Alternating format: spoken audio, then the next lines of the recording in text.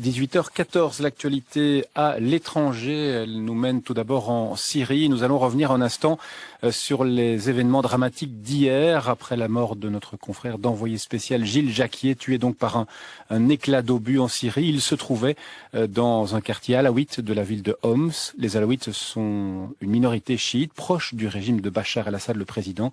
Gilles Jacquier était rentré tout à fait légalement en Syrie, tout comme d'ailleurs l'équipe de la VRT. Il était passé par une filière catholique proche du pouvoir syrien, par le biais d'une religieuse libanaise. Elle s'appelle Mère Agnès Mariam de la Croix et Françoise Walmack vient tout juste de la contacter. J'ai été contactée par Gilles. Lui, il avait présenté une demande pour couvrir l'armée harcelée par les bandes armées à Homs. Et en tous les cas, je leur ai dit que je n'irais pas à Homs, que je me défudissais de la responsabilité du groupe parce que il y avait deux personnes qui étaient plus habilitées que moi, qui sont l'agent de l'AFP, c'est un Libanais qui est très bien introduit à Homs, ainsi que la traductrice libanaise qui avait accompagné Karim Daïla à Homs et qui est très au courant. De plus, M. Gilles était pendant toutes ces journées en relation constante avec l'opposition et il avait demandé à se diriger tout seul vers les quartiers de l'opposition. Il avait reçu l'acceptation du ministère et nous parlons de Baba Amr et de Babisba. Il était assuré que l'opposition l'attendait et qu'il était en sécurité, qu'il était sécurisé.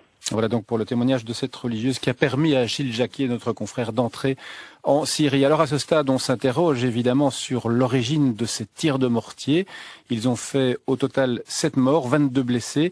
Françoise Walmack a interrogé tout à l'heure Pierre Pichinine. Il est professeur d'histoire et de sciences politiques et il est de retour de Syrie où il a pu longuement rencontrer l'opposition. De manière générale, en Syrie, l'opposition est très hétérogène. On a à Hama une opposition qui est totalement pacifique. À Hama, je les ai rencontrés plusieurs fois et en juillet déjà, il n'y a pas une seule arme. Par contre, à Homs, c'est une autre forme d'opposition et là, je n'hésite pas à parler de rébellion parce que on a des groupes armés qui s'organisent en cellules de combattants.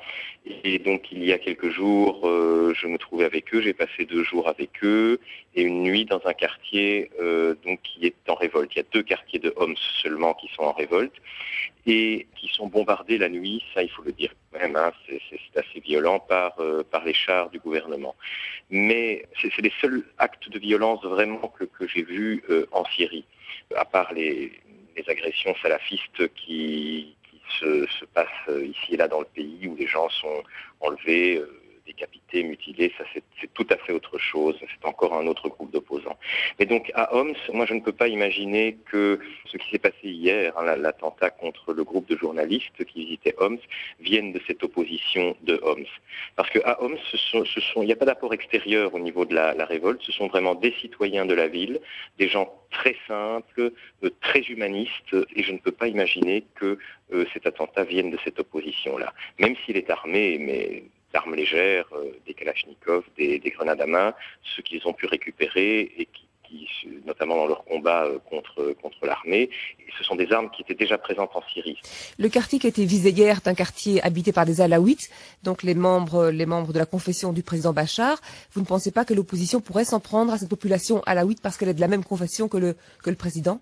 Alors, pas l'opposition qui est issue de la population de Homs et qui contrôle donc ces 2 quartiers dont elle a réussi à chasser l'armée régulière, pas ces groupes avec lesquels moi j'ai passé un certain temps. Je serais très surpris, ou alors c'est qu'ils ont un double discours, mais qui ne colle pas du tout avec leur structure même de fonctionnement. Par contre, il n'est pas impossible que des groupements salafistes soient intervenus. Il y a aussi une composante en Syrie très minoritaire, des groupuscules qui circulent dans le pays et qui mènent des actions atroces. Donc ce sont des islamistes radicaux. Exactement. Voilà donc la position de Pierre Pichinine, professeur d'histoire et de sciences politiques, qui rentre donc, vous l'aurez compris, de Syrie. On ajoutera que pendant ce temps, la mission de la Ligue arabe se poursuit.